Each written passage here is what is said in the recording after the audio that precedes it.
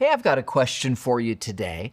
When God looks down at you and he sees you wrapped up in a net, he sees you enslaved to some vice, to some sin, or maybe even to something that we wouldn't say it's morally wrong, but it's controlling you. Maybe you've elevated your family or your own pleasure, even of good things, above loving God and serving others. He looks down and he sees you enslaved, entangled. How does he feel?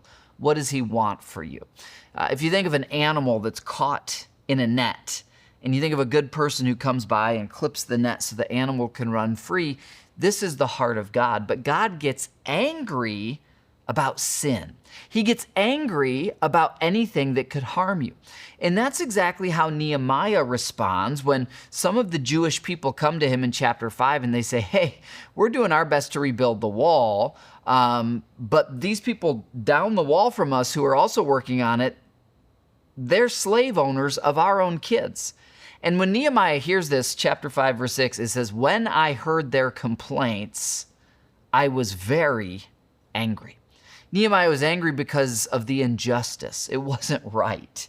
It wasn't right for those who were in a position to take advantage of the weak, to take advantage where they've mortgaged their field, they're paying these exorbitant interest rates. Now their kids are enslaved and they're stuck in a system where they're never going to be able to work their way out of it. And Nehemiah actually gathers all those, quote, rich people who were in the power positions, and he says, hey, among your fellow people of God, you need to repent. You need to return their kids so that there's no slavery among us.